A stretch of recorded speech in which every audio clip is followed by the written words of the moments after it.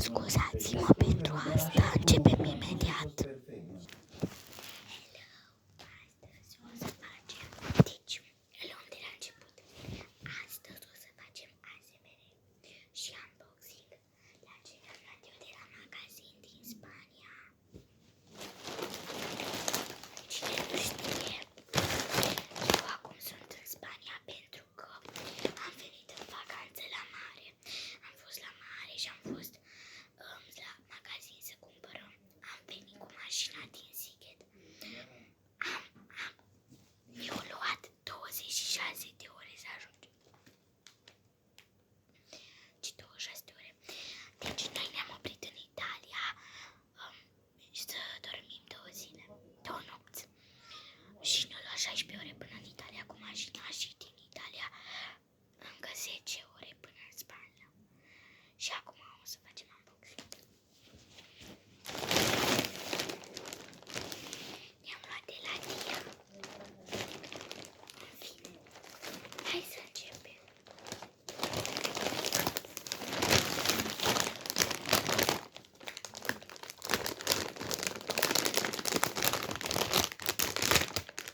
Doritos Sweet Chili.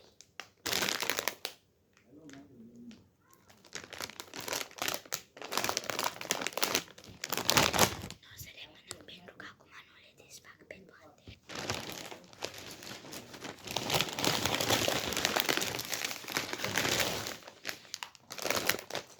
Nu știu ce scrie aici, nu știu spaniolă.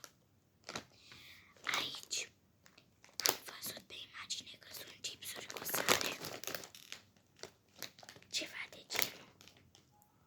Scrie aici original. Deci, probabil sunt cu sare.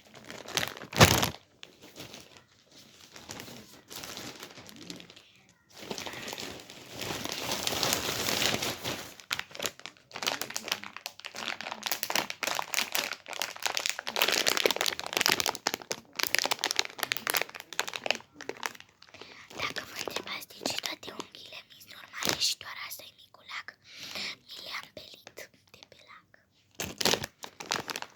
Mi-am luat niște jeleuri în formă de piluță. Nu știu ce sunt. Aici e ceva cu portocală, dar nu știu. Bun. Dacă auziți vorbe pe fundal bunicii mei speterați.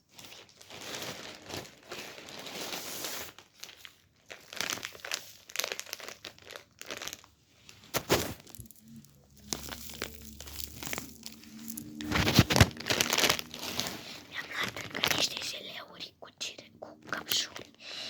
Nu știu cum văd, dar mie îmi plac foarte mult căpșunile.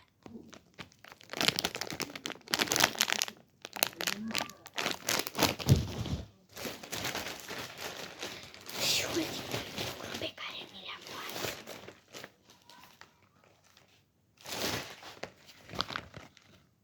Da.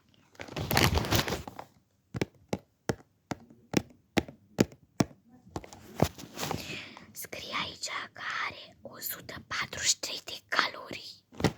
Toată asta. În fine.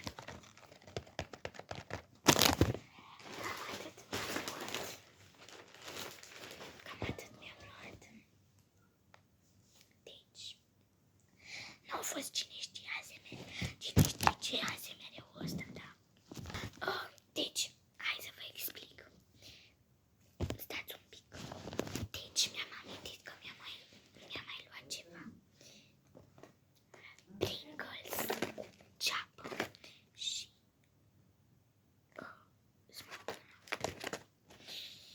deci dacă vă întrebați de ce mi-am luat atâtea chipsuri, pentru că eu pe drum am mâncat chipsuri care mi le-am adus eu și nu știu cum vouă, dar pe mine Doritosul mă topește. Mă topește. Și nu am avut doar buca asta de Doritos Sweet Chili. Mie-mi place foarte, foarte, foarte, foarte picant, pentru că nu simt deloc. Dar